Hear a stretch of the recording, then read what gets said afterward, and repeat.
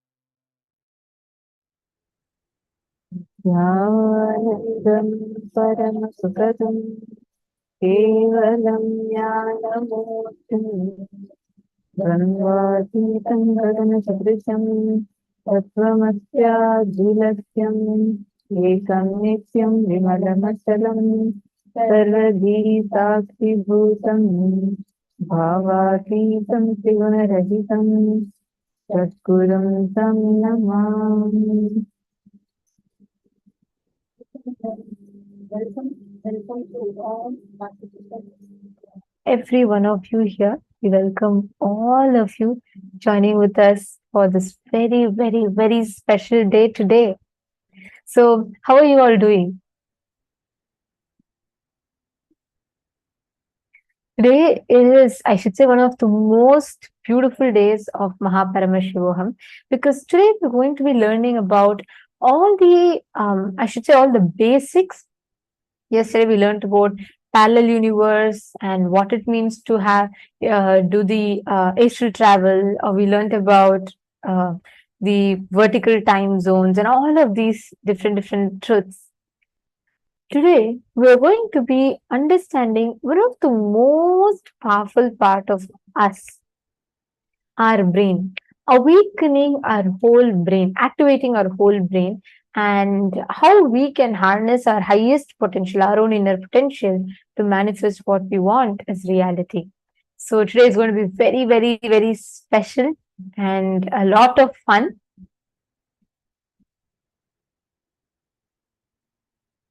And today we are going to be entering into the next level of your experience. So far, whatever experiences you have had, whatever you have been experiencing, and you will see it's going to the next level. Because here today we are going to be understanding everything in multi-dimensional logic, not just the binary logic, but multi-dimensional logic, and that's from the beautiful Awaken and Pervade. And today, one of the most important factors today's deity being Mahasadashiva, which is the form of Paramashiva, through which he graces all of us with the science of enlightenment and awakening the whole world to manifesting our 25 states of consciousness. Mahasadashiva's form, Sadashiva is with 5 faces. Mahasadashiva is the permutation combination of that 5 phases and the 5 phases manifesting to each of them. The 5 phases going through the 5 phases. So that's the 25 states of consciousness, and he has 25 heads, 50 hands, 75 eyes, with Devi Parashakti seated on his lap. That form of Paramashiva, it's Mahasadashiva Murti, and that is what is the deity that we're all going to be having the darshan of today. So are you all excited? Are you all ready for it? Okay.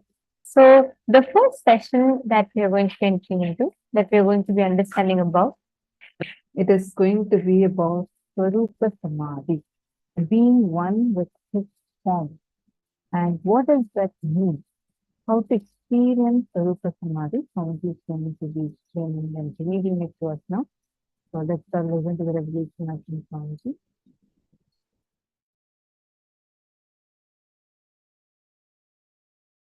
Thought is nothing but your inability to cope up with reality. The definition of a thought as per Paramashiva, inability to cope up with the reality.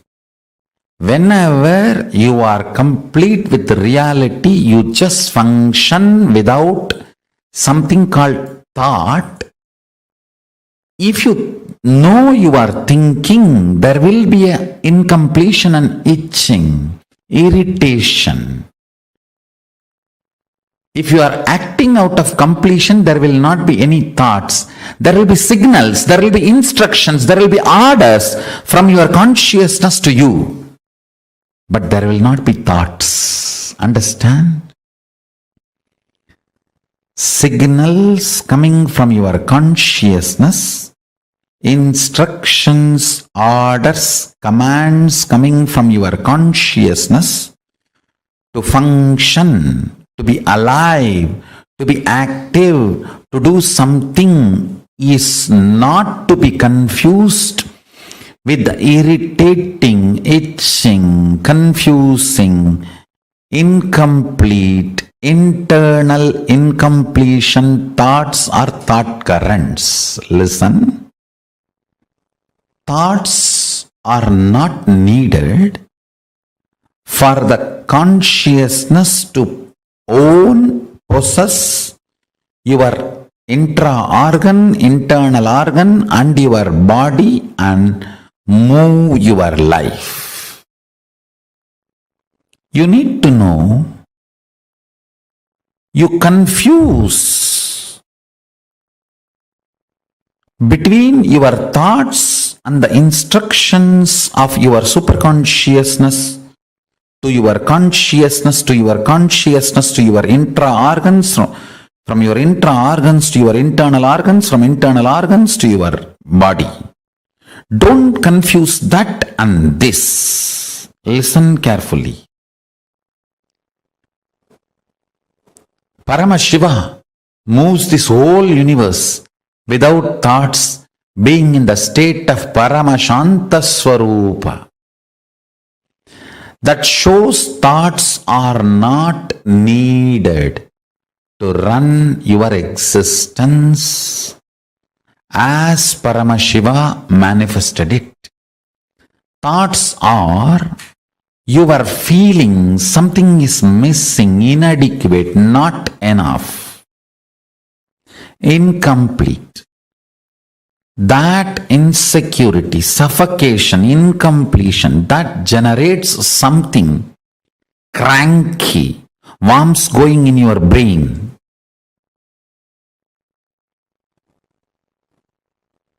Parasites running in your intestine. That crankiness. The thoughts and thought currents generated by that crankiness is not needed to run your life. This is the most powerful, important cognition you need to cognize. Understand, Hinduism fundamentally does not believe in belief system or faith system.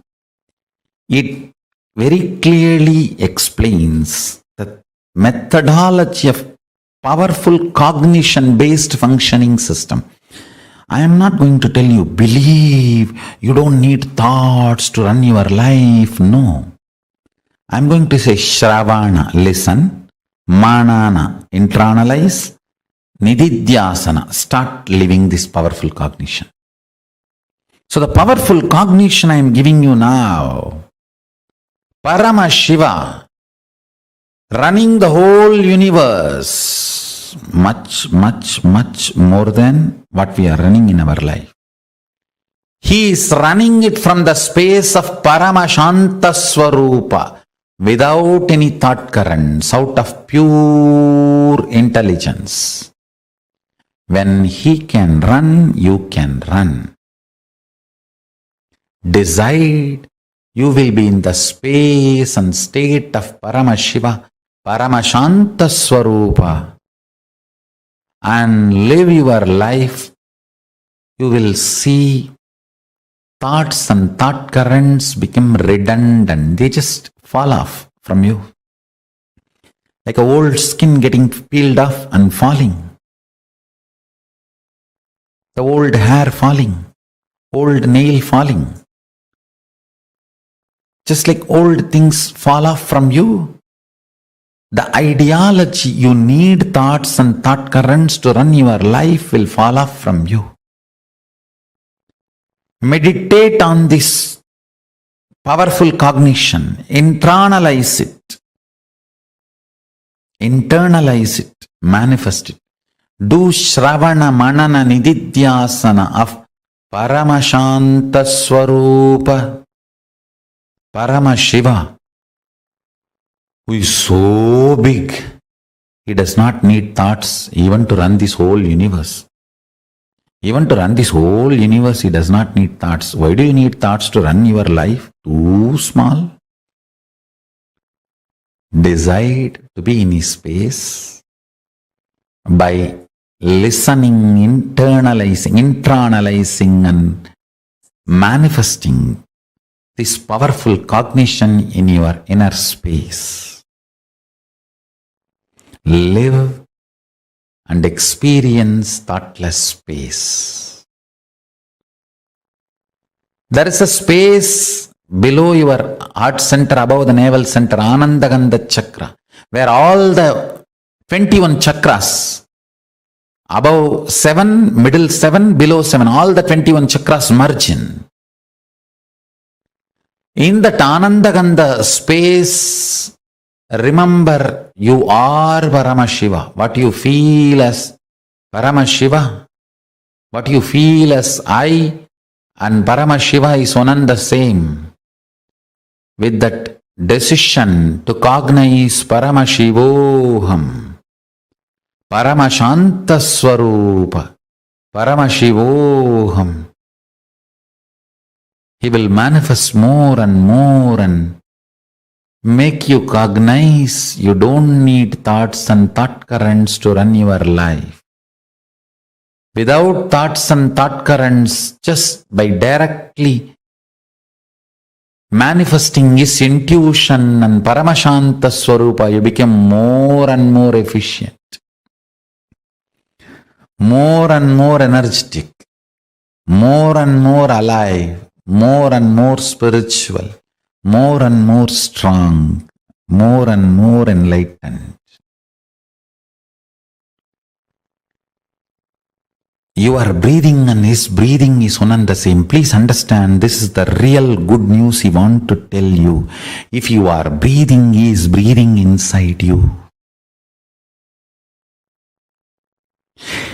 Your breathing touches his breathing and comes back. Every time when you are inhaling, goes in and turns to come out, it touches his breathing and then comes out. So where your inhaling breath takes a turn as exhaling breath, that is where he is residing, he is available to you.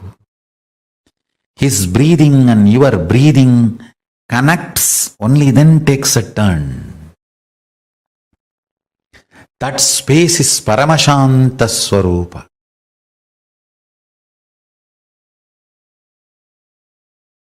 We may think, why do we need to know all this? If you know these basic understandings, you can map them in your life in multiple level, and it can strengthen your balance sheet. Understand? It can make you healthy, wealthy, happy, blissful, because many of these understandings awakens those dimensions of your brain. Already, if you are feeling too much is happening in your brain, raise your hand. Good. Those electrical signals, understand? When the owner is introducing his home and you are sitting in front of him, his neurons, brain neuron activity mirrors in your brain.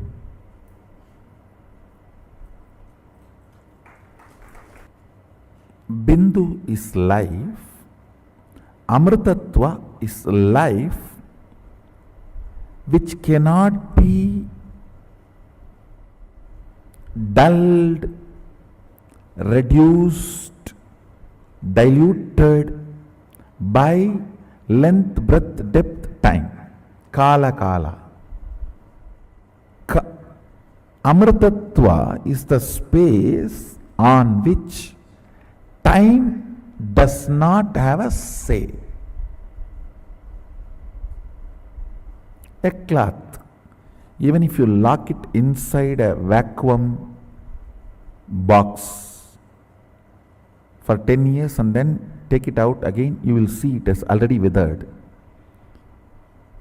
No weather would have operated on it, but time operates on it.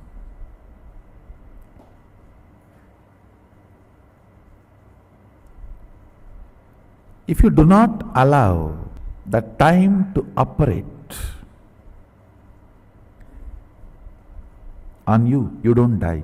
If you don't remember you are aging, you will not be aging. That's the truth. A remembrance of aging ages you. The number of time you remember you are aging makes the aging effects on your system. Sadashiva gives an instruction in Agama. Remember, Sadashiva is ever 16, and remember you are he. In those days, that 16 is something like a peak health and peak possibility. Even if you are brought up in a Gurukul way of life, by 16 you will manifest all the powers.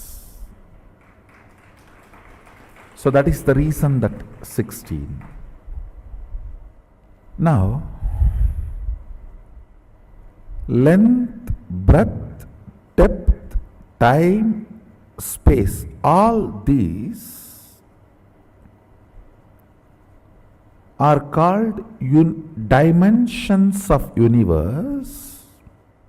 The Shabda, which is byproduct of depth, Nada and Bindu, which is byproduct of time, Nada, Bindu, Amritatva, it's called Amrita Kala.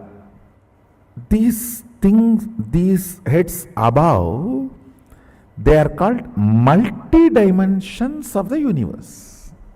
Understand? You cannot call Shabda as the fourth dimension of universe. No. Third multi-dimension of the universe is Shabda. Fourth multi-dimension of the universe is Nada Bindu. Fifth multi-dimension of the universe is Nada Bindu Amritakala.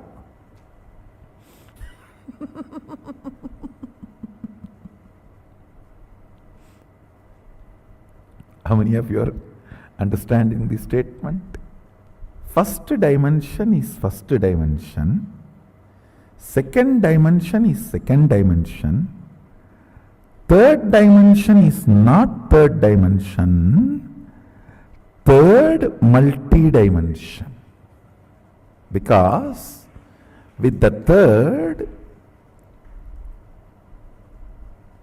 the new dimension of Shabda is introduced.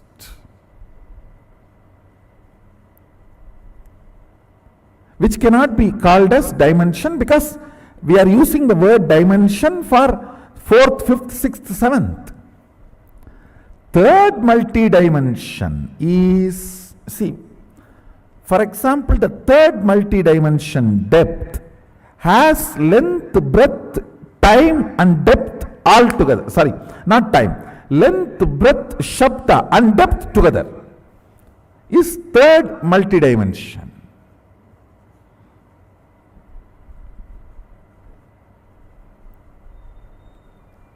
You should know why our masters describe gods with multiple heads. Fools are those who criticize the forms of our Hindu gods, who do not know the universe. They say, why so many heads, so many hands? You don't know. You know only handicapped persons. You do not know multi-handed persons. You know only headless chickens. You do not know multi-headed beings. Third multi-dimension holds length, breadth, depth and Shabda. The fourth multi-dimension holds length, breadth, depth, time, nada and bindu. I do not want to use the same word shabda for nada, because nada with quality of life is no more shabda. For example, shabda can be called as a raw, precious metal you have. Nada is like you sold that metal and have a currency, cash in your hand, which is more active and useful and available for you. Shabda is raw, nada is refined. And when it comes to the next space multidimension, there that nada also I don't want to call as nada kala. It is no more just nada, it's nada kala. It is not only the cash you have, it is become an object or a product what you want to have directly. It's like a 3D printer.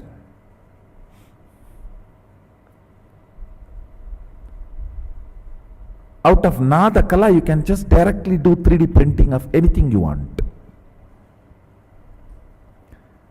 Above the nada kala is bindu kala. Above the bindu kala is amrita kala.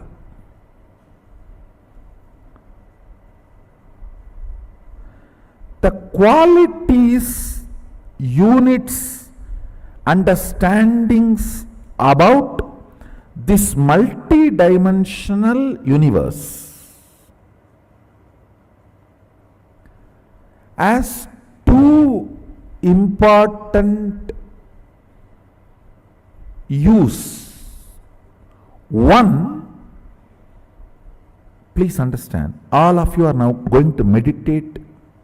What meditate? Going to remember your original Svabhava Swarupa of Mahasadashiva. I am not just introducing me, I am introducing you to you.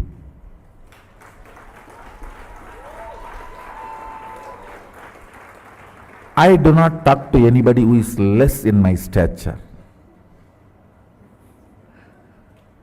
Understand? This science is called Rajavidya, means a king does not talk to somebody who is less than his stature. This Vidya cannot be taught to somebody who is less than my stature. If I am teaching you, understand, you are same of me. The moment you decide to learn, you are same of me. I have a Shastra Pramana where Mahasadashiva says, eternal age of 16 years. That's a beautiful word he is telling. He is not saying the 16 which comes after 15 or before 17.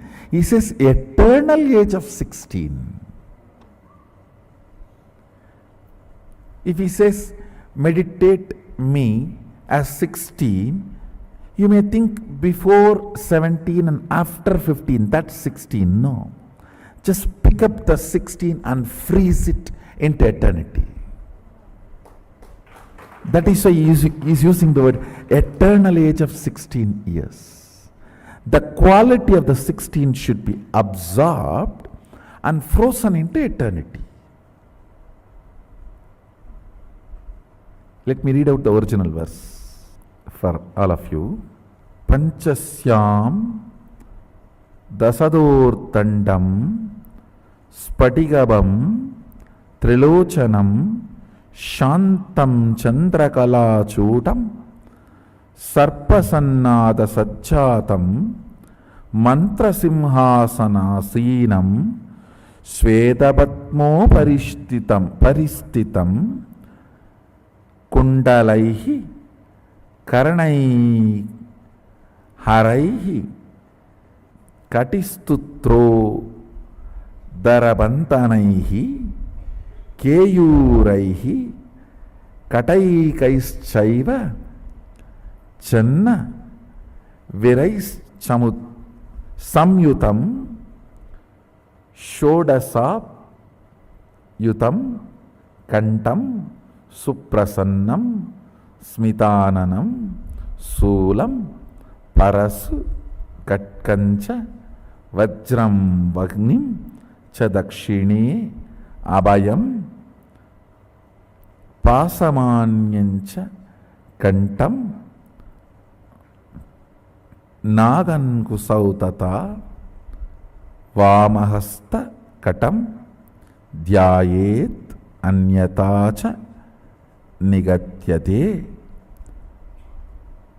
ప్రసల్పాయ కట్వాంక Shakti స్థూలస్తు సవ్యత వామే డమరు సర్పాక్ష మాలేందివర పురకైః. Eternal 16 means the 16 which comes before 15, before 17, after 15 has its innate quality of becoming 17. He does not want the 16 which will become 17. He says the 16 should be picked up and made it into eternal.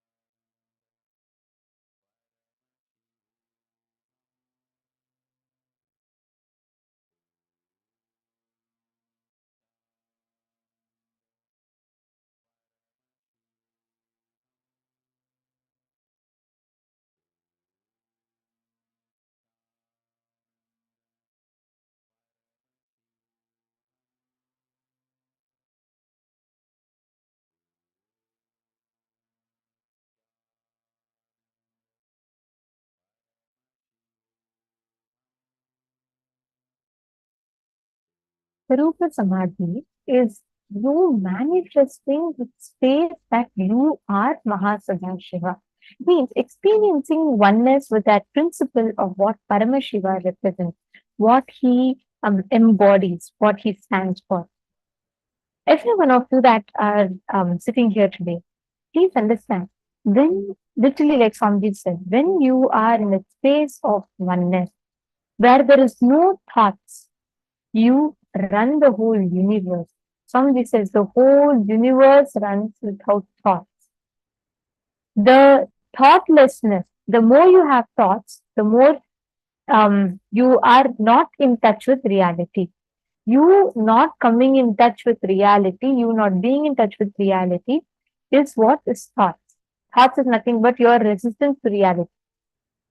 So Swamiji explained beautifully how just being in that space of thoughtlessness makes you manifest that space of Swarupa Samādhi. Are all of you understanding? So It's a Swarupa very Samādhi. definition that we have given about what the thought is. That itself, like Swamiji said, your inability to cope up with reality is thought. Wow. Like you not being able to be with reality, you not being able to cope up with reality, be in the present, that is a thought. The very definition itself is like wow, like you need to contemplate on it, you need to chew it and understand, digest it. Can I request all the participants take a few minutes and post what did you understand as what Swamiji revealed now? What did you understand? Come on, take a few minutes and all of you post. The importance of Samadhi. What is Shabda? Alright, the Swamiji had said so beautifully that how each dimension, we'll actually learn this in detail. About who is Mahasadashiva, Swamiji explained very detailed way. Every head of Paramashiva represents each dimension. Like how Swamiji explained, length, breadth, depth. Now, length, breadth, and depth together gives birth to another multi-dimension. That is Shabda, which can be roughly understood as the source of sound, but more in a crude manner, like meaning more raw. It is not refined. When it is refined, that is what is Nada.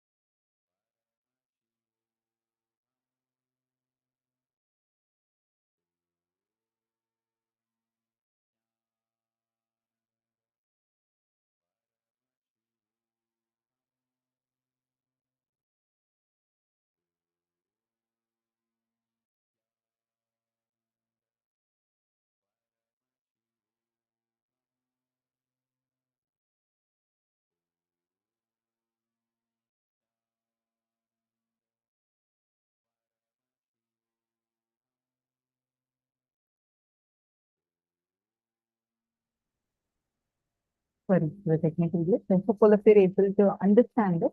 See, understanding this dimensions, the multi-dimensions of Paramashiva will awaken those inside of us.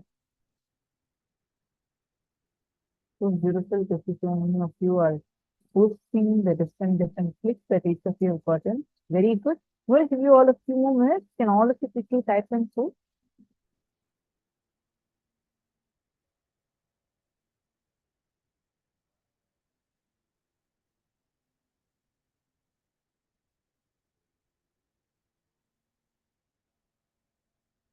Sumit Dan. Sorry, are you able to hear me now? I see that you're saying my voice is a little muffled. Is this better, Nithyananda? Please kindly let me know if all of you are able to hear me clearly.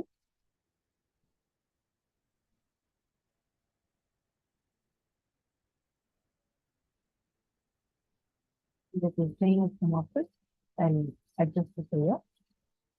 Please give me a minute.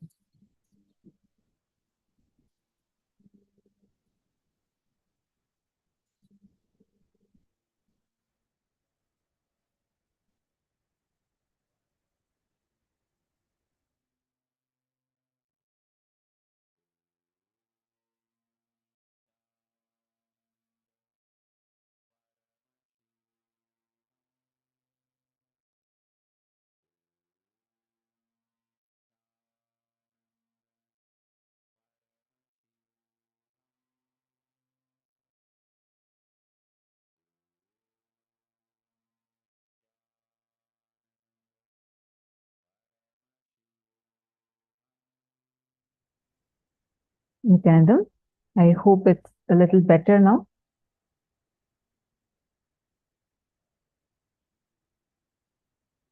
Hope all of you are able to hear me better now. I apologize for the difficulty. Yes.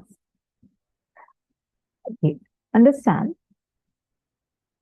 Sumit Dangaya was also posted. The only reason we age is because we keep thinking of our age. Absolutely. Actually, the way how Swamiji had explained to us, right? Like every single statement is so important, so important.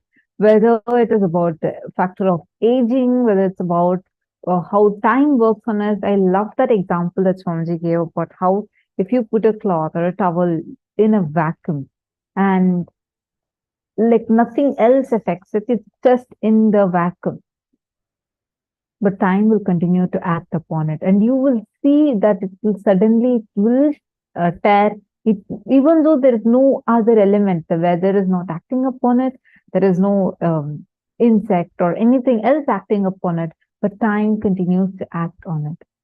So the remembrance of time again and again is what will make us age. Wow. And Swarupa Samādhi is when you sit, cognize yourself as 16-year-old Paramashiva. Shodasabda yutam kantam suprasanna smitananam. Just meditating upon that form will immediately start expressing, manifesting through you as supreme grace and ever youthfulness. Living around Swamiji literally does the same thing.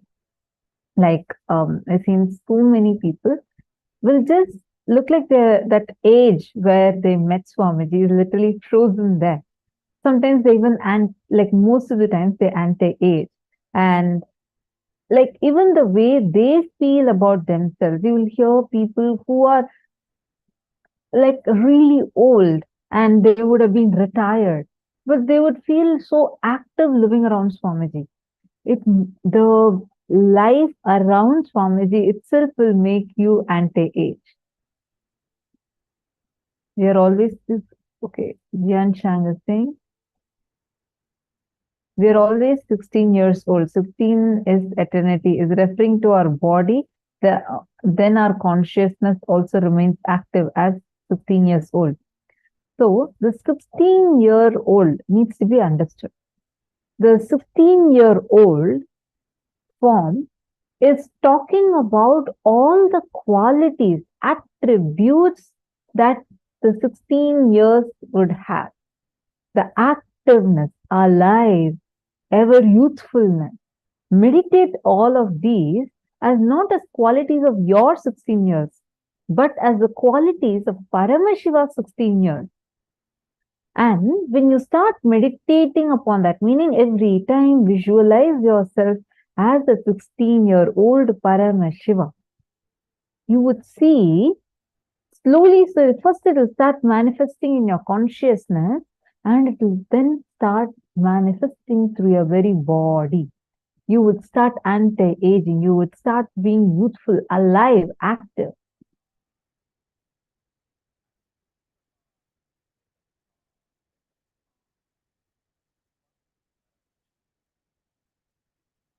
what if my 16-year-old self was not my best self? Again, this is not about our 16 years old. It's about Paramashiva's 15 years self, who is youthful, alive, active, vibrant.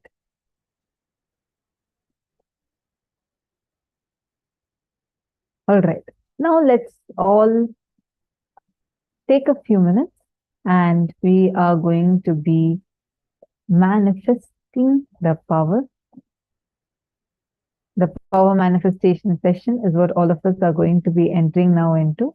We have with us Manitya Shambhavananda, who's going to be joining us in this session, and we all are going to be understanding what is the science of power manifestation, how by being in Swarupa Samādhi, just closing your eyes and cognizing Paramashiva with his 25 heads, 75 eyes, 50 hands, just sitting, meditating on that form, you would start manifesting the power. Now let's enter into the power manifestation.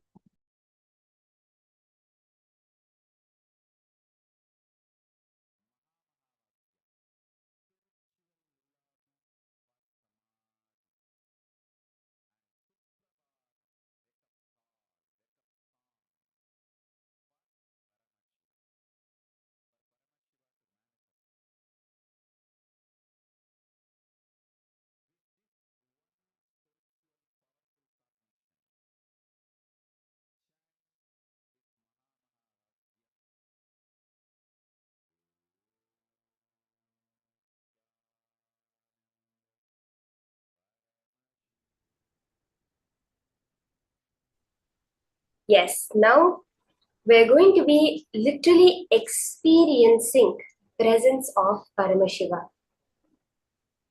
All the power manifestation processes, very clearly Swamiji says, comes that when you know that you are Paramashiva himself. When we focus our thoughts on Paramashiva, our emotions on Paramashiva, everything that happens within us is only centered on Paramashiva, then any manifestation that we want in life automatically happens.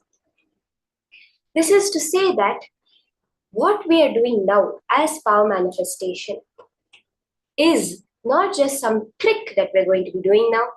It is a changing the very way you view and function in life. We're going to be starting with the power of consciousness over matter.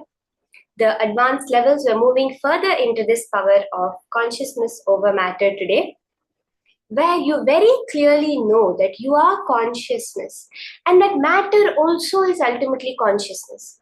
We hear many things that say that mind over matter. This is a very common thing that we would have heard if you were a little bit into this esoteric sciences, something mystic, something phenomenal. Very clearly, Swamiji says all of this is a science. It's a greater science. The same way, like you learn your physics in school, you learn your chemistry, where if carbon dioxide is produced, it will turn lime water milky. This every single day, we have hundreds of students doing this in their chemistry lab, getting the same results because it's a science. Exactly like that, this is the greater science of life, where if you do this certain things, if you are established in Paramashiva as Paramashiva, you unlock your complete potential and you can make anything happen in your life. Now we'll be starting with this power of consciousness over matter. Let us see the Shastra Pramana, the scriptural reference for this power of consciousness over matter. From the Vijnana Bhairava Tantra, Sutra 120. Kvachid bastuni vinyasya shanair drishtim nivartayet Tajnanam chitta sahitam devi shunyalayo bhavet. Paramashiva beautifully reveals that take a particular object, a vastu, and bring your complete gaze, your complete drishti on that vastu.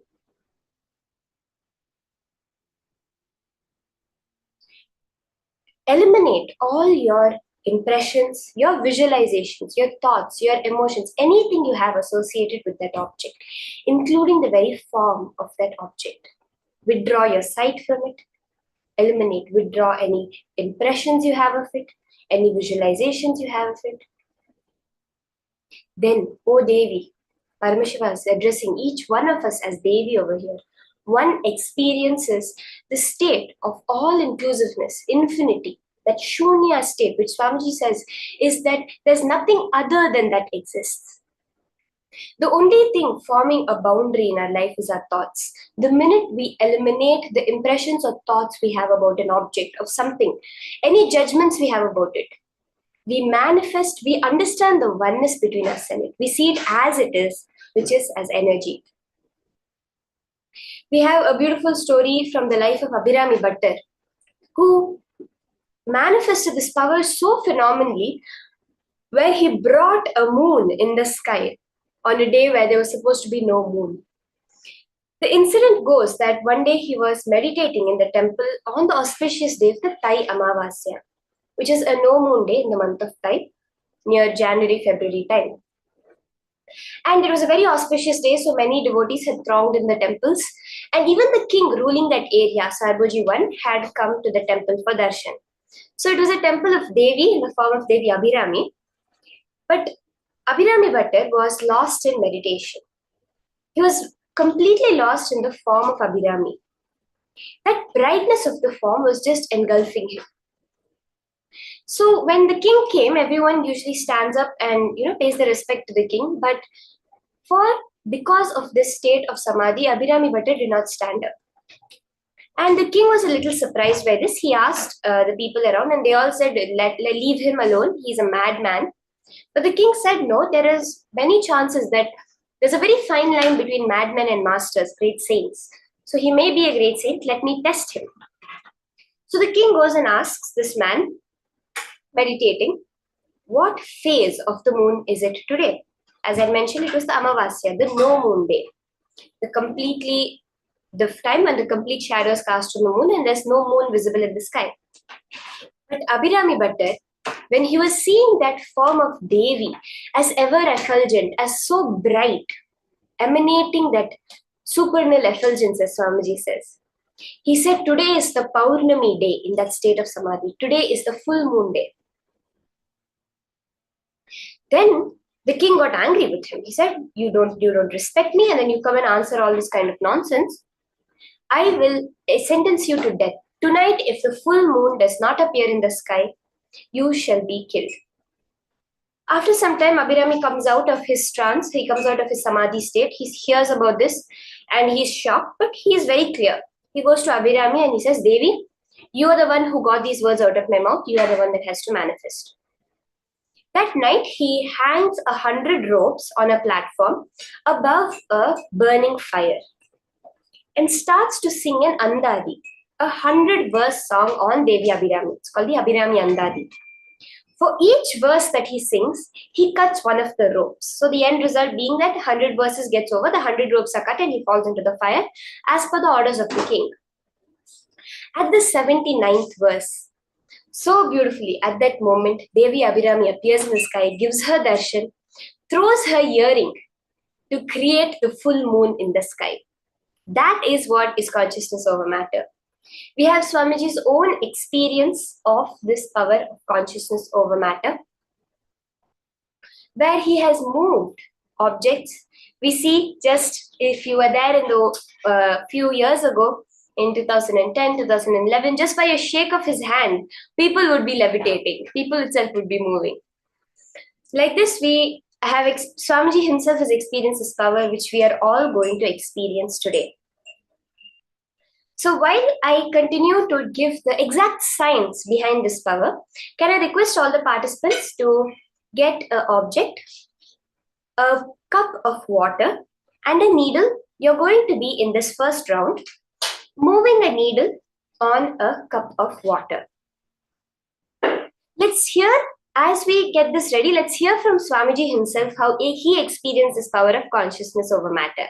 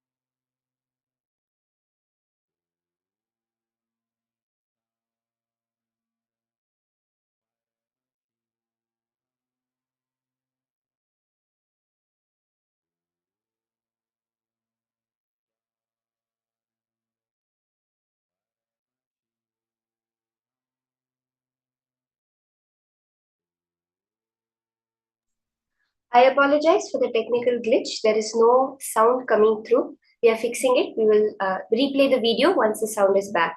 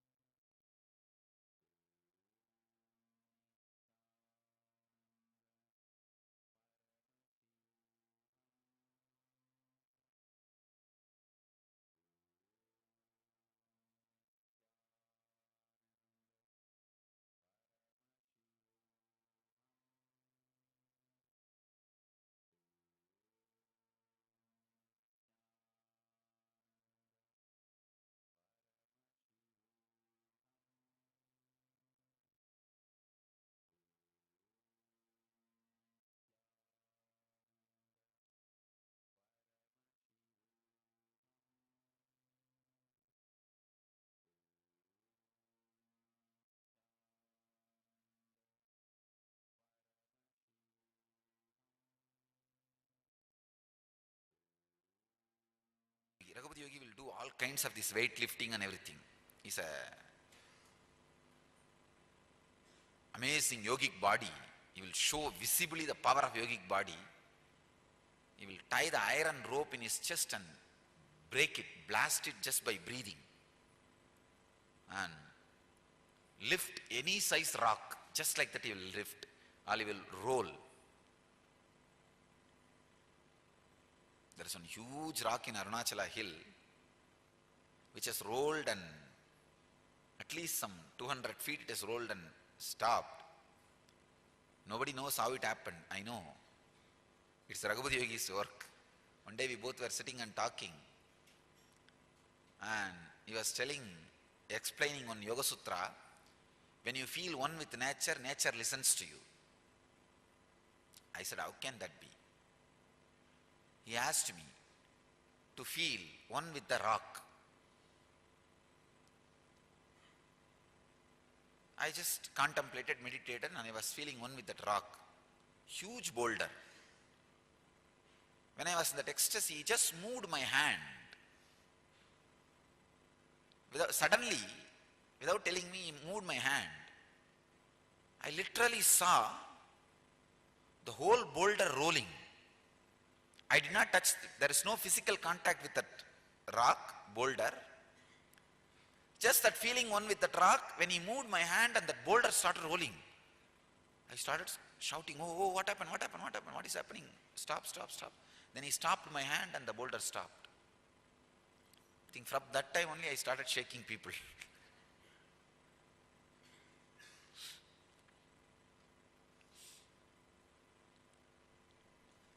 That was the first object responded to my movement.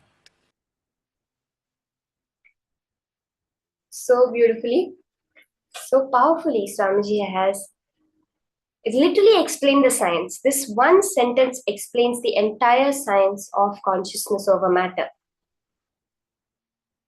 All you need to do is feel the oneness. That's what Paramashiva also said. When you experience that space of shunya, nothing other exists. There is nothing other. But I want to explain this a little more for all of us to understand. So I request all the participants, you can get a cup of water and a needle or a small stick to float in the water. In this round, you're going to be moving the stick on the surface of the water. Like you say, move left and it will move left. You say, move right, it will move right. But I just wanted to explain a little more. So we have all heard about the placebo effect. Am I right? That we have the doctors who have been doing so many placebo effects, and all drugs have to go through a placebo trial before they are released, and they have to have 30% more than a placebo. So more than 33% of placebo.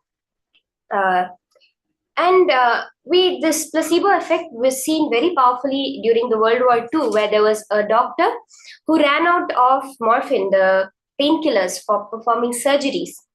So he discussed with the nurses, and all he did was inject a saline solution, salt water, into the person, telling them, like in conversation, telling them it was morphine, that it was the painkiller. It was the anesthesia. And when they performed the surgery, he performed over 200 surgeries like this without anybody feeling much pain. Entire surgery. We have placebo effects where they do knee replacement surgeries, where they don't actually do anything. They just sedate the person. They just put the person under anesthesia and wake them up with some bandages on their knee and some stitches, and tell them they have gone through a knee replacement surgery, and they recover. They're completely fine after that. We have had up to open heart surgeries done like this. Open heart surgeries, yes, where in modern science, they have literally performed an open heart surgery. They don't actually do anything with the heart. They just sedate the person and cut it open, stitch it back without actually working on the heart, and tell the person that you've gone through a surgery, a bypass surgery, and you're completely fine, and the person actually recovers. What does this mean? It means when the person has that complete trust, that complete just knowing that, yes, it can happen. It just happens. We also see the nocebo effect, which is the opposite way. There was an incident of a man who was diagnosed with cancer, and the doctor told him it's really severe, it's very aggressive, and you have just a few months to live. Just a few days, just very little time to live. But this man really wanted to live for Christmas. He wanted to stay alive and have some time with his family during the holidays. So he stayed alive, and a day or two after Christmas, he passed away. And then they did the autopsy after he had passed, and they found out he actually never had cancer. Just that belief that the doctor has said, I have cancer and I have to die, he left the body. That's the power of our belief, the power of our just pure Ichha Shakti, the power of just wanting it. So now, when we're sitting for power manifestation, all we have to do is come to the conclusion that yes, I can do it. Whether it's through Swamiji has initiated me, it is his experience, so it has to become mine. Whether it is through the space of oneness, through understanding how your consciousness is the ultimate power and all matter is actually energy, and energy can influence energy and make it happen. Through whatever way it is, when we come to that conclusion, I can manifest, it has to just happen. There's no other choice for it. Even now, in front of you, everything you are seeing is your choice which you are manifesting. It is your pure belief in it that is making it there in front of you. As the biologist Bruce Lipton says, the job of the mind is to create coherence between your beliefs and reality. What you believe and what you see, the mind's job is to create a contact between it, that it matches, yes. So when you believe something, you have to see that as your reality.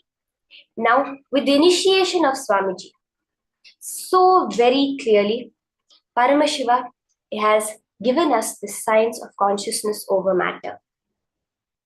There was once a man, his name was Guy, and he used to do this psychic power of consciousness, of mind over matter.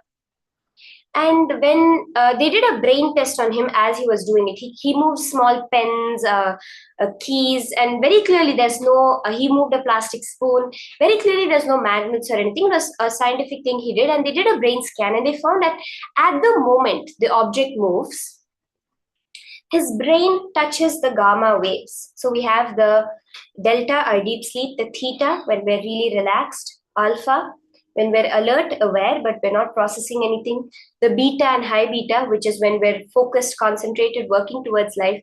And then we have the gamma and lambda, which is the much higher brainwave states where extraordinary things happen. Very clearly scientific research on the Bala sense of Nithyananda Gurukul, on the devotees who have manifested powers, has shown that during power manifestation, during the darshan of Swamiji, every single one of our brainwaves goes into high gamma. We can easily manifest the power if we only decide that we can do it. So are we all ready now? We're all going to make the object move and on the surface of the water.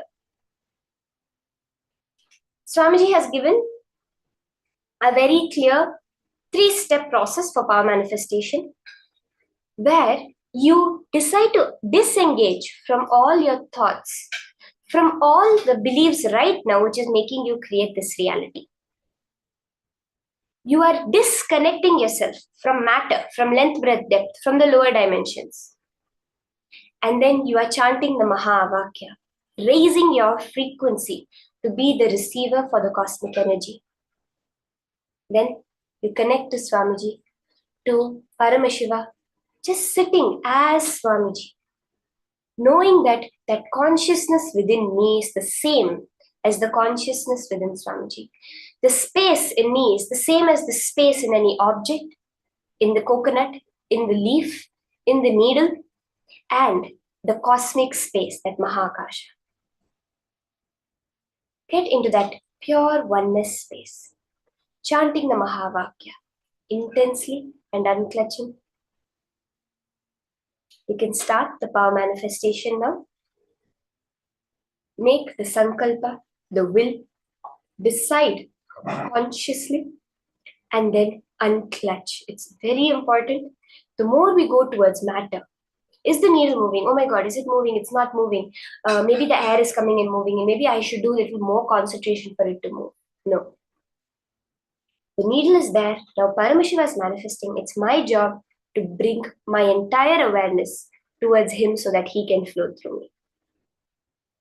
When we say, I manifested, it's more we should go towards, I witnessed Paramashiva's manifestation. Let us be a witnesser. That is all our job is. You can start chanting the Mahavakya and manifesting the power of consciousness over matter.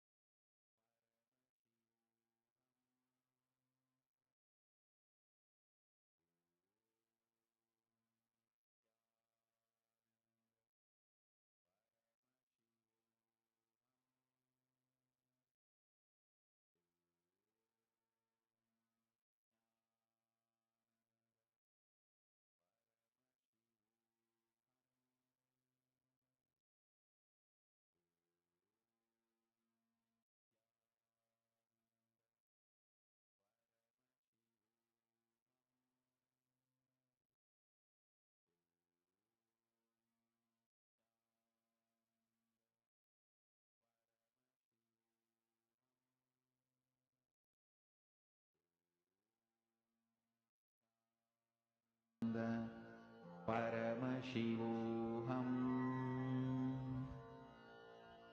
Om Nithyananda Paramashivoham. Om Nithyananda Paramashivoham.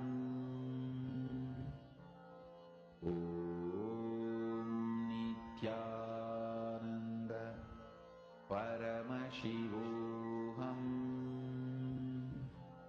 Om Nithyananda Paramashivoham. Om Nithyananda Paramashivoham.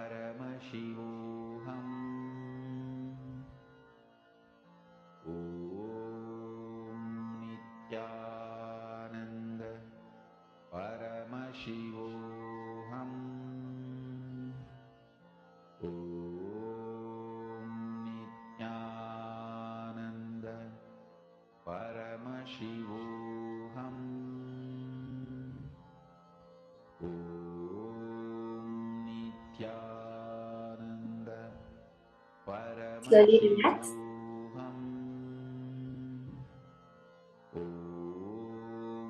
You can now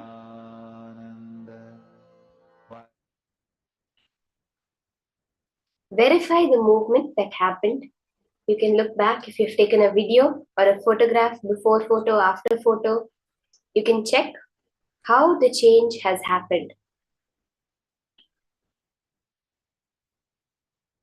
You can see this whole manifestation. Every time a manifestation happens, we have to celebrate it. Why is that? Because you are saying yes to Paramashiva. Because manifestation is nothing but you manifesting Paramashiva. You being that consciousness, you recognizing that consciousness inside of you. So when you celebrate it, you're telling, yes, Paramashiva, I want more and more of this. And you're making it happen.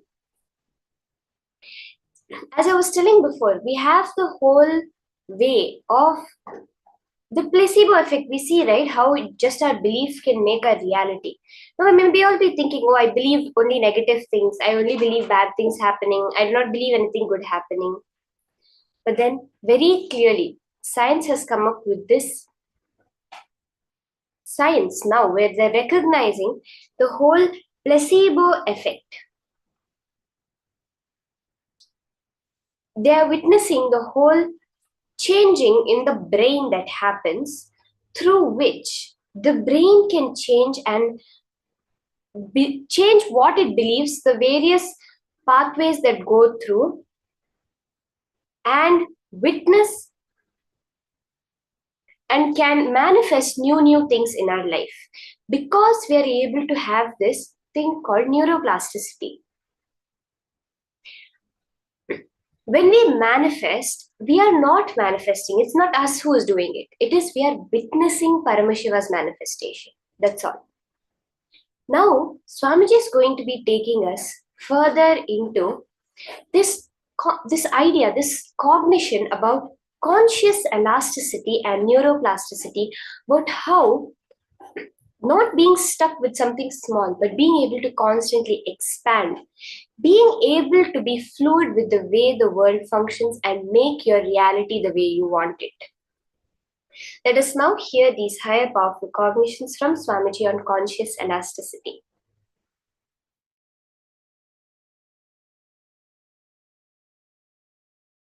Paramashiva's message from KAILASA. Understanding the multiple dimensions of your existence can coexist without chaos and prioritizing simultaneously, spontaneously in you makes you chaos free, stress free, tiredness free, incompletion free, worry free. Listen, I'll explain. Very simple thing I can tell you. Visualize yourself with the 25 heads of Paramashiva, 75 eyes. Now decide all your problems, difficulties, business, everything. You will think through these 25 heads and find solution. Please listen.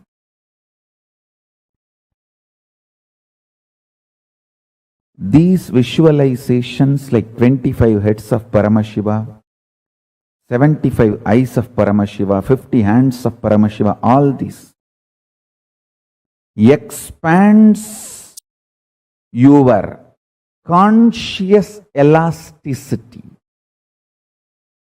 Mark these words. Mark this word.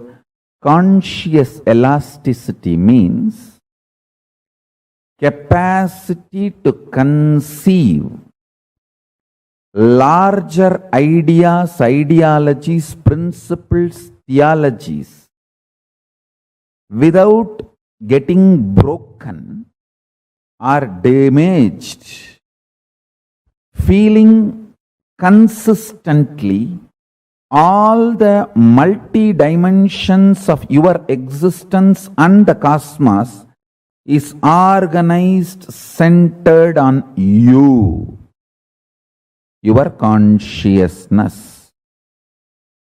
Listen.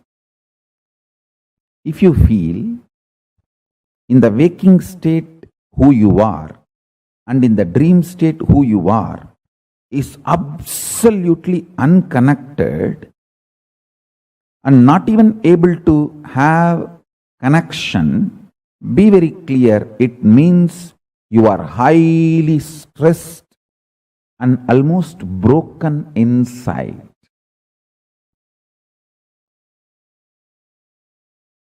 The multiple parts of you, dreaming part, visualization part, thinking part, emotional component, feeling component, deciding component, all this, if it is connected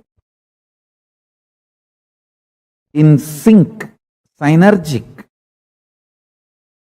that is what I call conscious elasticity. It just gets pulled, pushed, dragged, but never gives way, breaks.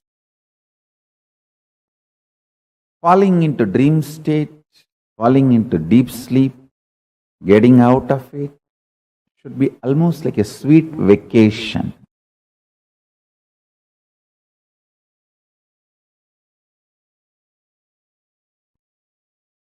Paramashiva's message directly from KAILASA. Conscious elasticity is ability to unclutch and operate.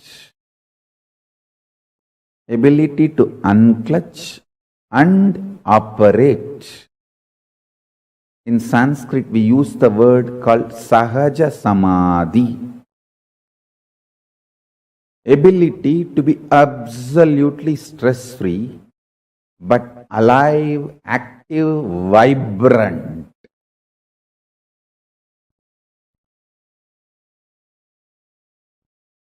I can sit in Nirvikalpa Samadhi whole day in this Batmasana and go on releasing the ideas about KAILASA, Reserve Bank of KAILASA. Usually presidents, prime ministers, head of states, if they want to reveal something, announce something to the world, they will call for a press meet. There will be a formal press meet, they will announce and the media will ask questions and then they will answer, then it will be taken to the world. But here, I did not even make the announcement. I said, I will make the announcement on Ganesh Chaturthi. That's it. It is all over media and social media, internationally, globally. I finished the satsang, went and sat in Samadhi, attended to some of my puja and all the spiritual activities. When I came out and saw just Reserve Bank of KAILASA, 200 videos are up there. Actually, we are ready to announce, we are going to be announcing. And I am already ready with all the policies, very elaborately the economic policies and economic strategies. And actually, I was planning this 10 days Brahmotsavam itself. I will detail out all the economic policies and principles, strategies with Shastra Pramana in English and in Tamil, both languages. In both languages, I will use Sanskrit. Fundamentally, the policies are formed based on Sanskrit scriptures. So the policies are in Sanskrit, translated in both the languages, English and Tamil, both languages. But only I was wondering, still I am not able to logically understand why this Reserve Bank of KAILASA became so popular, viral.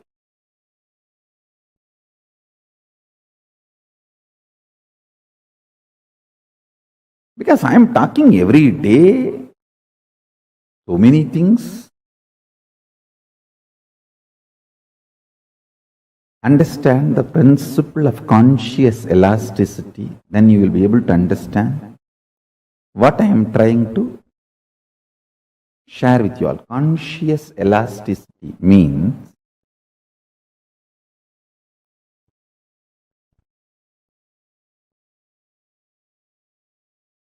ability to completely unclutch and ability to fully involve, both.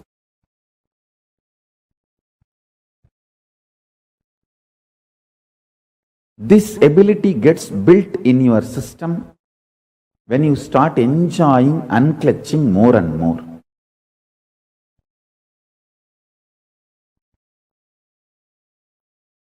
There was a great saint, Ramalinga Vallalar,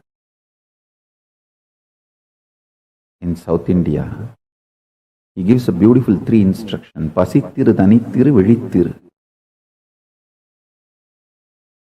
Means always body should feel hunger. You should never dump the body with food and seal it up to this. Pasittiru. Always body should be functioning, alive, hungry, burning. Jataragni should be burning. See the Homagni also in Yagakunda also. If you dump the whole thing, the fire will be choked and it will not even be able to burn whatever you offered as ahuti. So you should do it in such a way that the fire should not be overloaded. Same way the Jataragni, the fire in your stomach, responsible for hunger, digestion. It should not be overloaded. It should be kept alive, constantly burning, alive.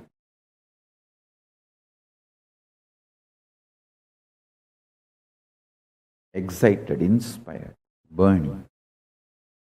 Listen carefully. Pasittiru means keep your body hungry. Always, always a level of hunger should be there. Tanittiru, be unclutched. Vizhittiru, be fully alive in the state of Turiyatita and Turiyatita. That's the essence of this great saint's teaching, Ramalinga Vallalar. Pasittiru, Tanittiru, Vizhittiru. These three will make the conscious elasticity happen in you.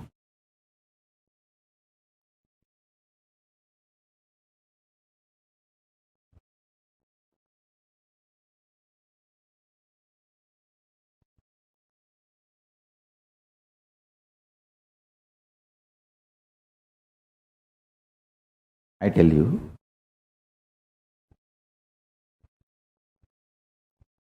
human mind is capable of manifesting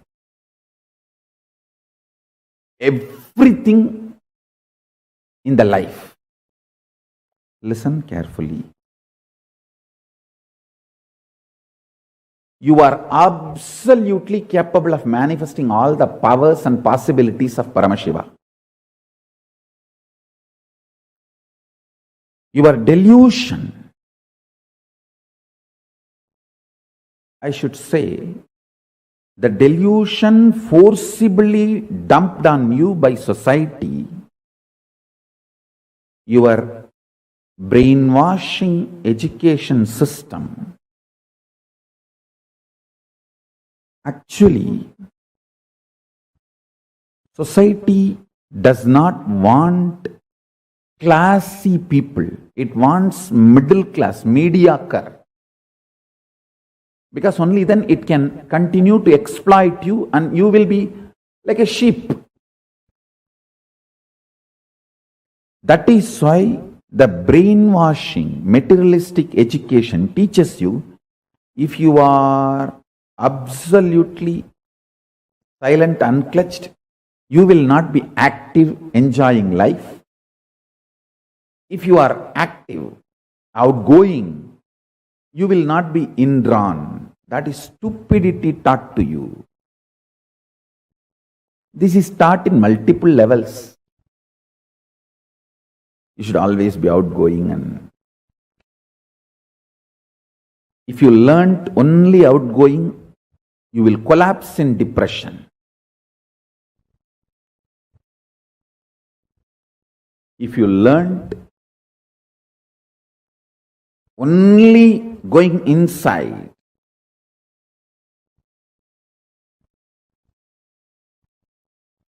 you will not collapse in depression.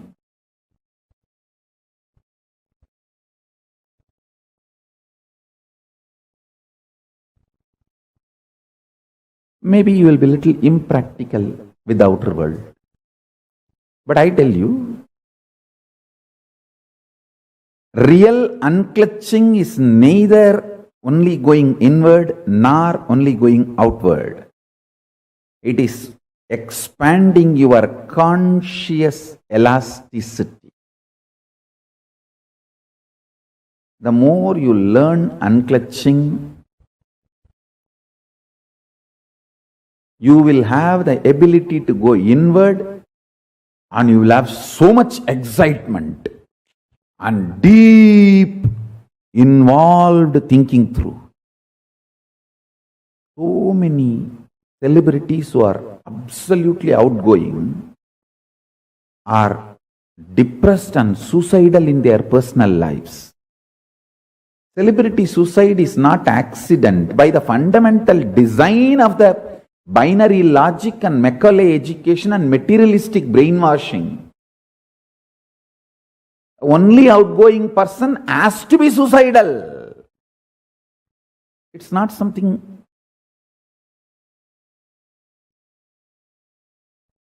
rare, whether comedians or stand-up comedians or all celebrity, the film actors or even the celebrity journalists, stage actors. The only outgoing, and you see, if you are brainwashed,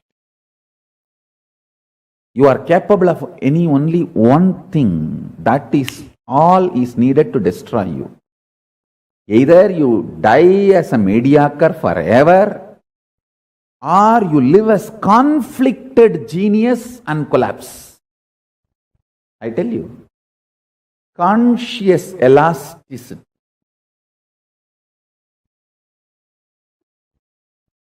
capacity to be in absolute Turyadita, in Nirvikalpa Samadhi, and Jakrat, involved.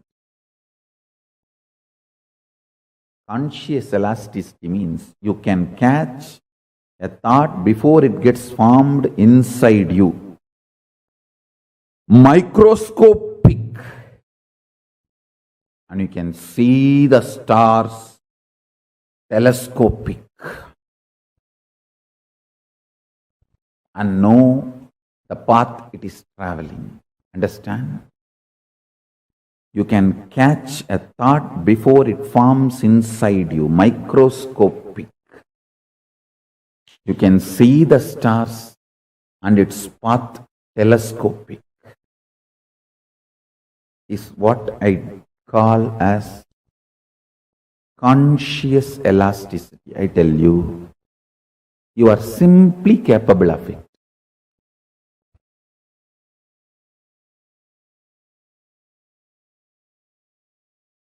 Visualize you with 25 faces.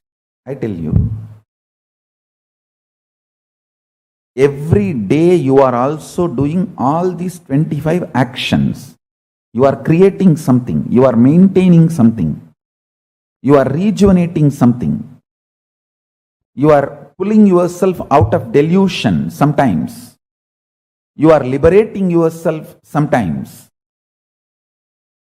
All these 25 actions you are also doing, but with a lot of conflicts, stress, friction, fight, internal chaos,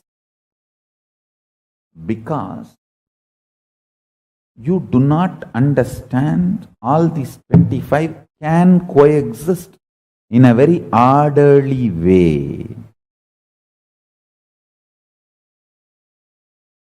If you can organize your inner space and understand this 25 constantly is happening in you in a very orderly way.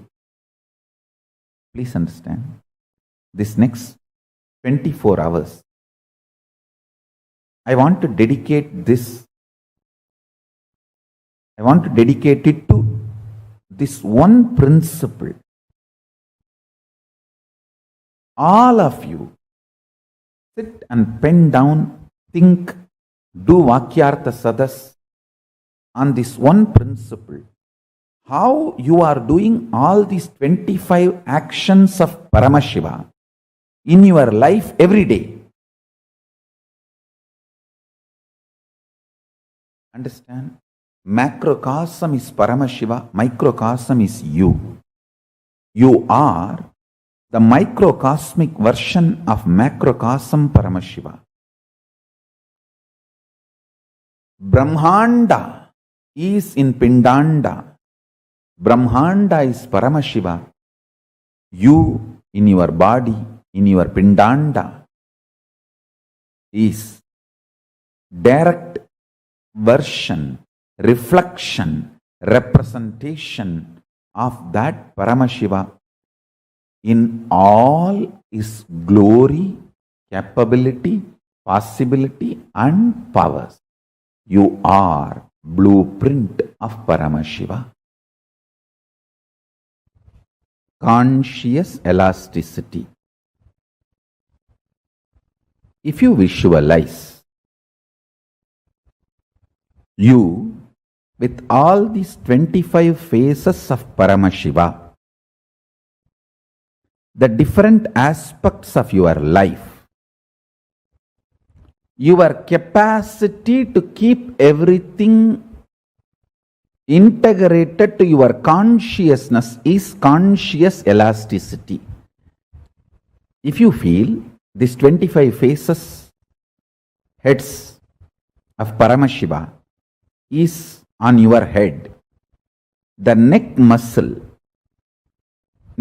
actually keeps all the heads integrated to your body. Same way, the conscious elasticity is the neck muscle keeps all these 25 phases and paces of you, keeps integrated to your consciousness. Understand? All of us are doing these 25 activities. You are creating, maintaining, maybe in small scale, destroying, putting in delusion, pulling out of delusion, liberation. All of us are doing. See, when you give a consolation, a loving smile, or a simple loving hug to a friend, you are liberating that person from suffering. So every day, knowingly, unknowingly, all of us are doing all these 25 activities. If you are in chaos, disorganized, you suffer as bandha jiva, bound soul. If you become organized, understand these 25 phases of you is part of you and integrate them. By building a conscious elasticity, you become Paramashiva. Unclutching strengthens your conscious elasticity. Your ability to be a creator or rejuvenator or liberator or destroyer or deluder, all your dimensions will be in sync if you know how to be unclutched. By more and more unclutching, build conscious elasticity. That's the essence of today's satsang.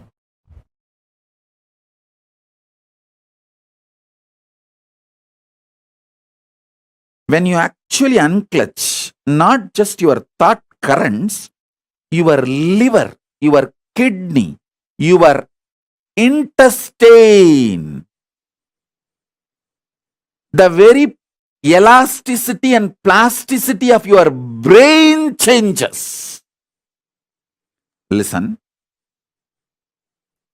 Youth means whose brain still retains the elasticity and plasticity for the new, exciting, enlightening life. Intense life. Youth has nothing to do with based on your date of birth, year of birth. Youth means whose brain is plastic enough, elastic enough to manifest the grooves, to to radiate enlightenment, excitement, intensity, joy, life positivity is youth. So when you unclutch, sit in unclutching, your liver changes, your intestine balances, the elasticity and plasticity of the brain, the ability of your brain to develop the new grooves changes. It's no more a dead, frozen stone. It's a living clay in which the new grooves can be formed.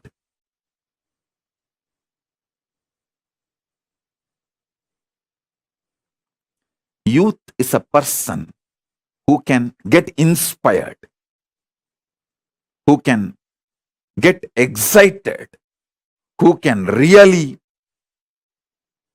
awaken himself for developing the grooves of enlightenment.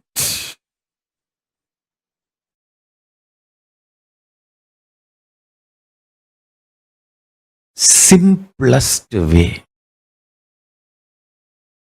as it happened in my life, I tell you.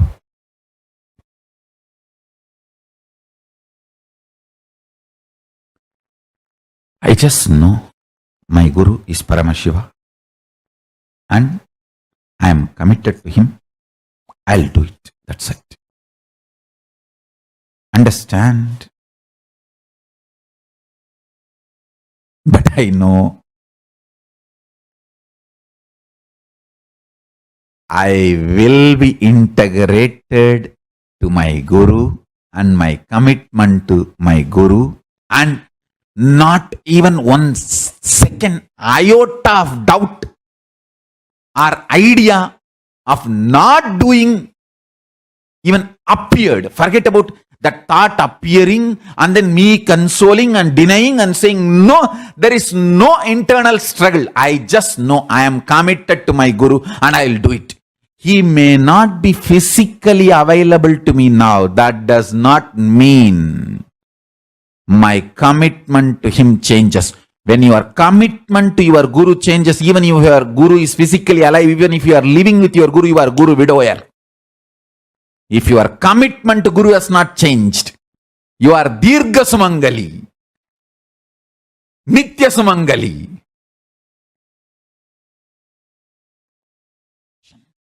I am committed to my Guru and his word to revive the enlightened civilization, KAILASA, on the planet Earth. I'll do it. I will continue to strategize, and I also know very strongly I cannot be destroyed. I am Akshaya. Because my Guru is Akshaya. I am committed to him and he is in me. He has given me that oneness. I am Akshaya. I cannot be destroyed. I'll do it.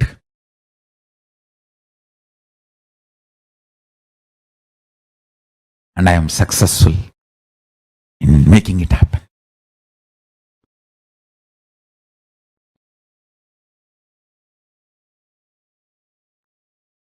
I tell you,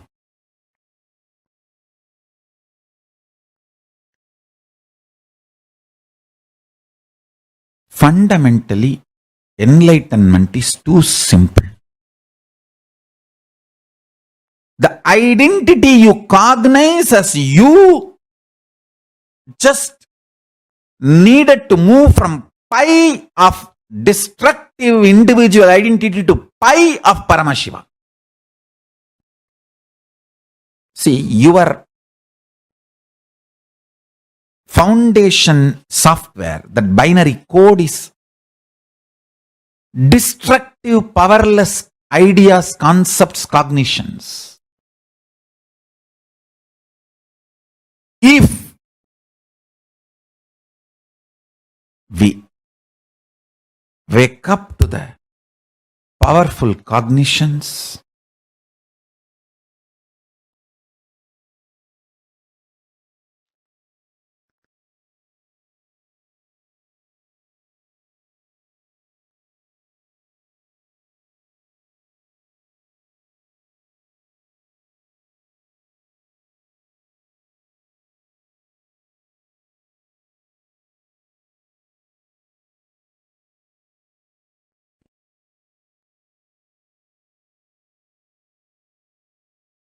I tell you,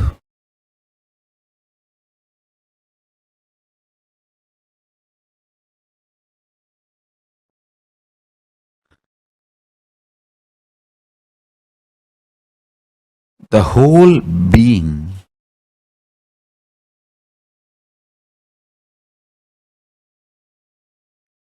you will move in right direction. Understand? If you are moving in wrong direction, even your success is a struggle. If you are moving in right direction, even if your struggle is success. Even your struggle is success.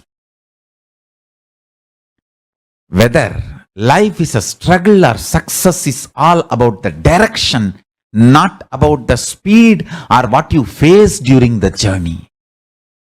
Understand? The word struggle or success, failure is defined by the direction you are moving, not by the incidents, situations, things you face during the journey. No.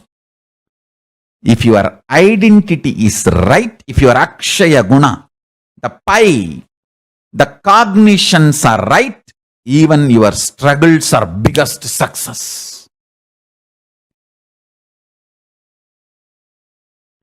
Even if people feel you are struggling, you are grand success.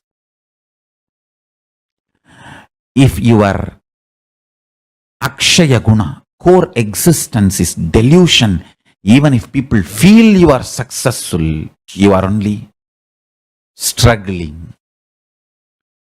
Fail. I can negotiate with whole world for my Guru, but no question of negotiating with my Guru. I'll conquer the whole world for my Guru. No question of even looking up to see his face, only feet. Understand?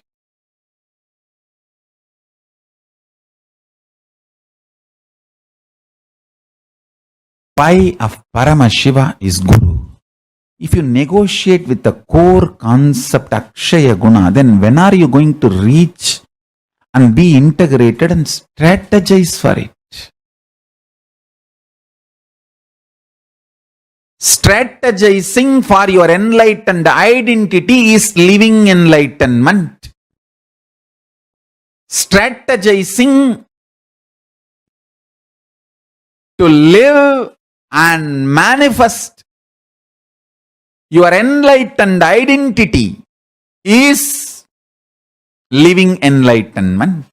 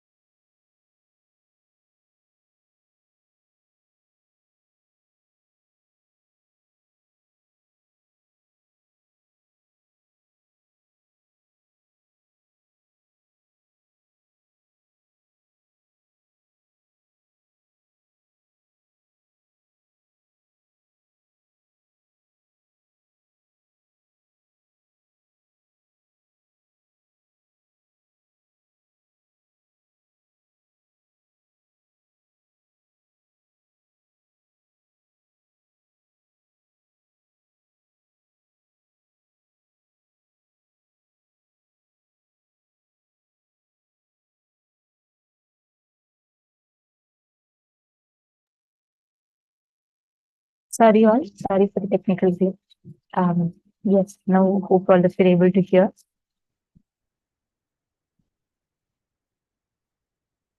Yes. Swamiji was revealing to us about the 25 actions of Mahasadashiva.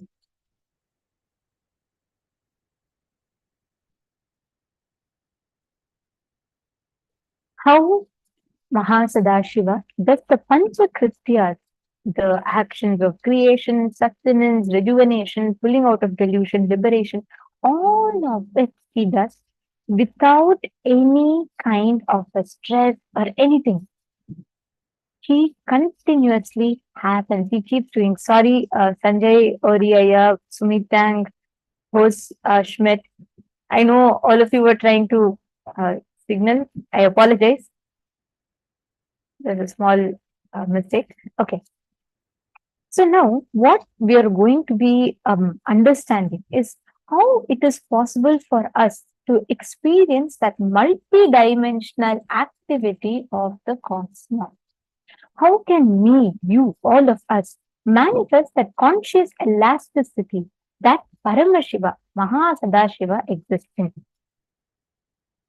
Listen very carefully. Understanding the multiple dimensions of you can coexist without your conscious intervention, can coexist without chaos, prioritizing simultaneously, spontaneously, synergetically. It makes you chaos free, stress free, tired free, incompletion free, worry free. Always this one line reminds me of this very beautiful example Swamiji gives. In this whole world, we have so many traffic lights, we have so many traffic police, we have so many thousands of people protected to, put to keep the law and order in place. And yet, so many thousands of accidents happen. So many thousands of accidents happen. There is an order, but there's so much chaos in the order. The same thing, the whole universe. Earth has been here for 4 billion years. 4 billion years. All the planets have been here for billions of years. And if you see the cosmos, it's chaos. There's no traffic police. There's no traffic signal in cosmos. There's no red light, yellow light, green light in the cosmos. And there's so much of chaos all over. There's no particular order. There's no person to tell, you have to go in a straight line, you have to do this, you have to do that. Each of them have their own forces, gravities, push, pull, etc. And still, for 4 billion years now, not a single time any accident has happened to planet. Why? There's so much of chaos, but there is an order in that chaos. How many of you are catching this? It's a very subtle example, but it's a very, very powerful example. Learning to coexist with all your 25 dimensions of you will make you manifest Mahasadashiva. Actually, just understanding that yes, these are all my own dimensions. It is me who is creating, me who is sustaining, me who is rejuvenating, and it is me who is putting myself in delusion and pulling myself out of delusion. A simple example. Even a smile you give to someone who's suffering and help them, support them emotionally. Just one simple smile. That is again, you're liberating that person from their suffering. Every time you remember your higher identity and pull yourself out of the delusion you're falling into, you're pulling yourself out of the delusion. Understand, we are doing these panchakrityas continuously in our life. How many of you are cognizing and understanding this? How many of you are seeing and noticing how we do the panchakrityas? Every time you make a decision to create something, you want to create a job opportunity, you want to create a house, you want to create a new life, you are manifesting the creation phase of Mahasadashiva. Every time you want to sustain something, maintain something, you are manifesting the maintenance phase of Mahasadashiva. See, all of us do the Panchakrityas continuously in our life. We all do it. Different points, different times, but we are all continuously creating. Now, it's something that we all need to understand. We may wonder, especially like, why do I need to learn about all of these?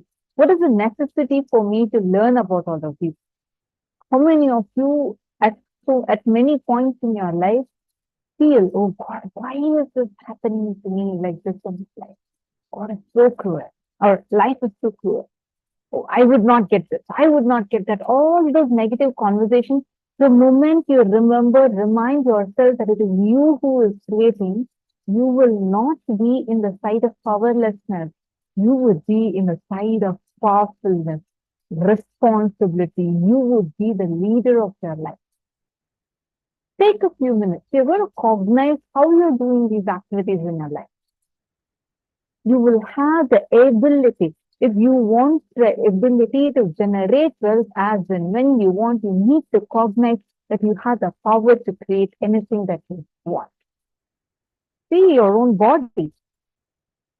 The brain cells that were there 1 year before are not there anymore in you now, because those cells have already been rejuvenated. You've already created new brain cells.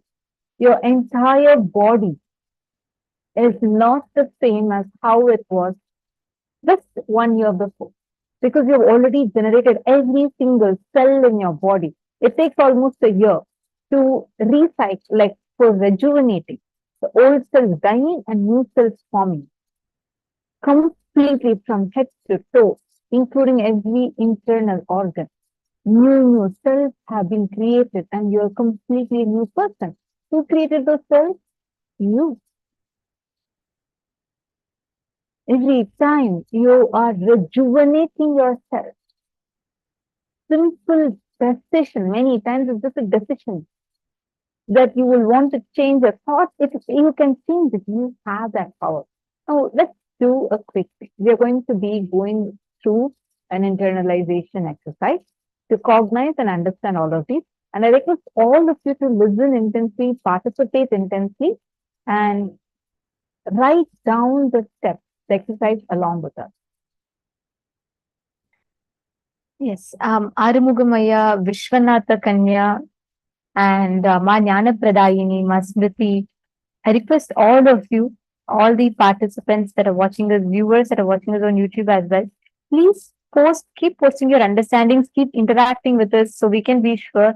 And we are here to help you in case you need any kind of assistance, you would like to know some things more deeper. Please share with us and we will help you with that.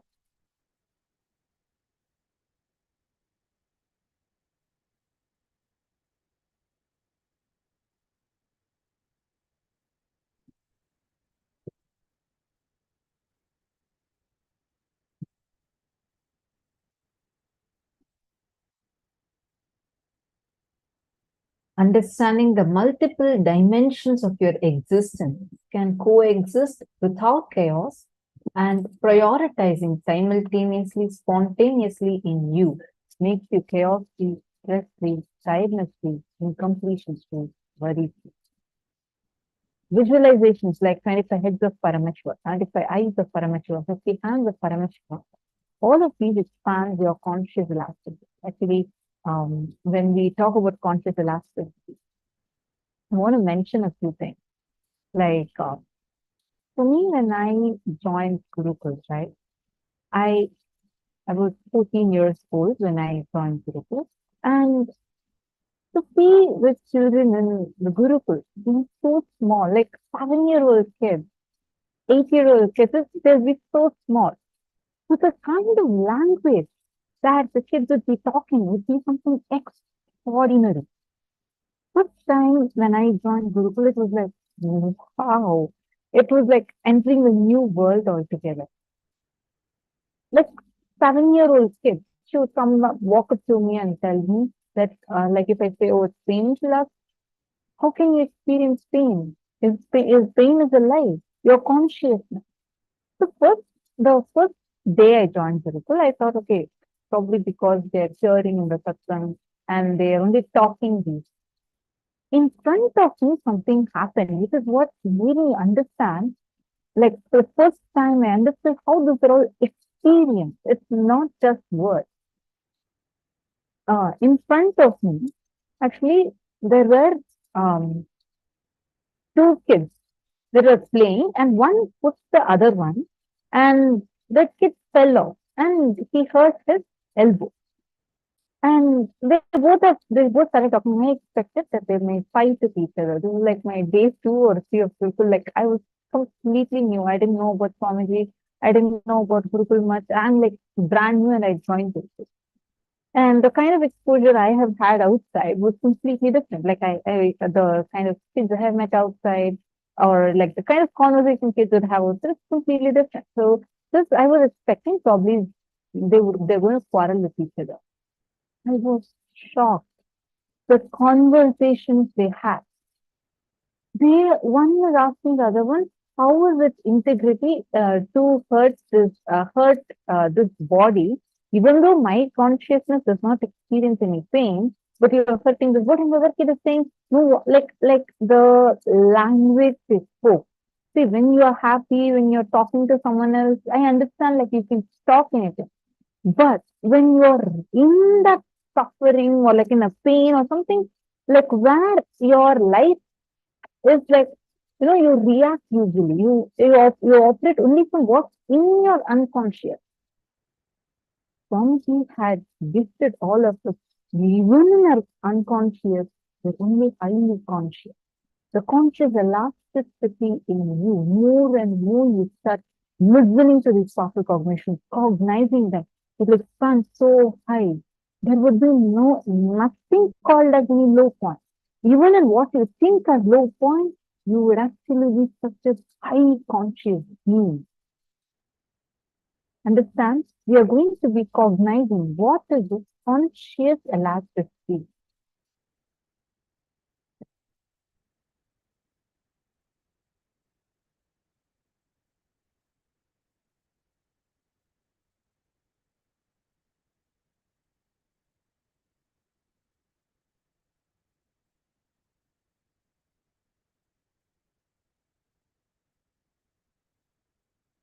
You actually unclench not just your thought channel, your liver, your kidney, your intestine, the very elasticity and plasticity of your brain change.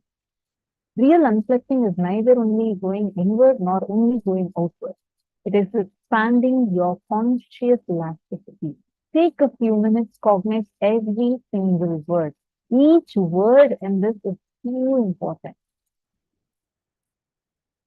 Conscious elasticity means you can catch the thought before it gets formed inside you.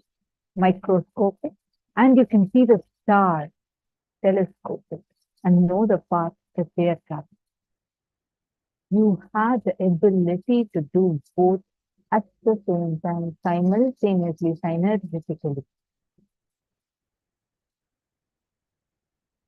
Every day, knowingly, unknowingly, all of us are doing all the 25 activities of Mahasadashiva. If you are in chaos, disorganized, you suffer as Bandha Jiva, bound soul. If you become organized, understand these 25 phases of you as part of you and integrate them by building conscious elasticity, you become Paramashivam. All these 25 are available to you. It's your decision. If you decide to cognize them as your own part and understand these are your own dimensions, you will become the Lord of your life. All these 25 actions you are also doing. But because we do it out of conflict, restriction, fight, internal chaos, because we do not understand all these 25 can coexist in a very orderly way. If we can organize our inner space and understand that these 25 are constantly happening in us every day in a very orderly way, we become Mahasadashiva. Let's take a few minutes. See how you are doing these 25 actions in your life. How are you doing this wish creation? How are you doing the sustenance? How are you doing the rejuvenation? Pulling in and pulling out of delusion and liberation. Can I request all of you to sit straight? Just cognize yourself as Mahasadashiva. Do it like a game, okay? You're going to try and visualizing the 25 heads. Understand it's not just the number 25. Each head, you have to cognize it. Don't just visualize like an image. You're going to be visualizing all the 25 faces of Paramashiva and just experience how you are manifesting as the different phases, manifestations of Paramashiva.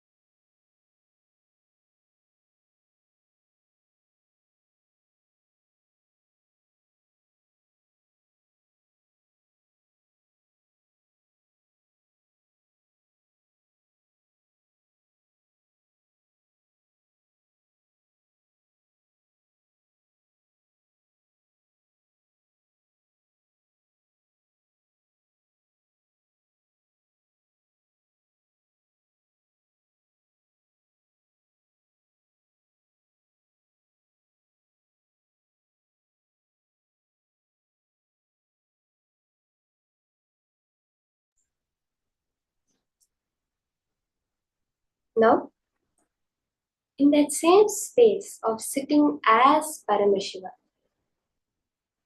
we are going to enter into the power manifestation. All power manifestation happens from that space of being Paramashiva only. When you consciously cognize, witness yourself as that being with 25 heads, 50 hands, 75 eyes, you just know that there's nothing impossible for you in this universe.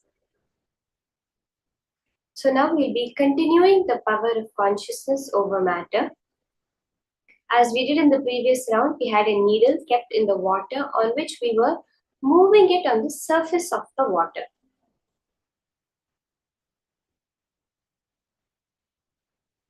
We'll be continuing with this power of consciousness over matter, again and again understanding. See, all matter which we are perceiving is just the same low frequency of consciousness. So in this round, we'll continue moving the needle on the water. All of you can keep the water, you can place the needle or a stick on that, on the water, and you're going to be moving it in the whichever direction that you want it, okay?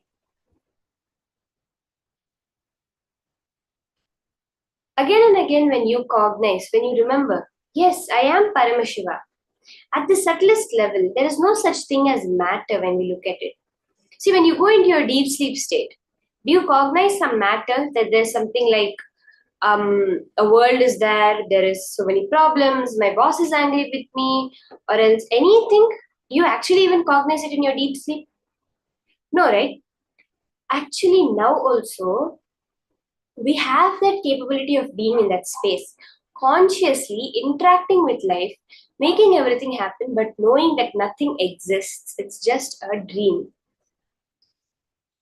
That is what we do when we do the power manifestation. Are we all ready? Again, just sit as Paramashiva. Understand, if there is a will that is established in consciousness that can move my hand, which is also matter, there is a will, that same will can move the coconut in front of me, can move the needle that I have kept in the water. You can look at it at any angle, like you're moving the stick, or else you feel more connected to water because you are made out of 70 to 80% water. You feel connected, yes, I can move the water. You can even do that. Move the water and make the needle move. Any matter can be moved by your consciousness.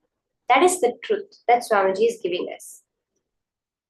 So you can start, you can sit straight, keep the object in the water. You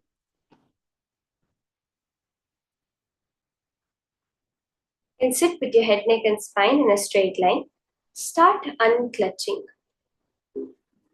Then chant the Mahavakya and sit, look at yourself itself as Paramashiva with 25 heads, 75 eyes, 50 hands.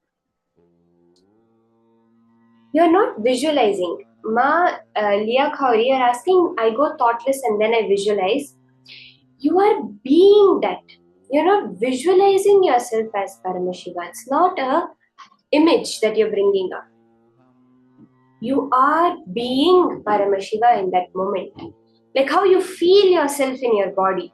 You are feeling yourself with that much, with that many faces, that many hands, that much possibility within you. When you go to the thoughtless space, automatically you'll be able to cognize those higher dimensions of yourself. So let's start the manifestation.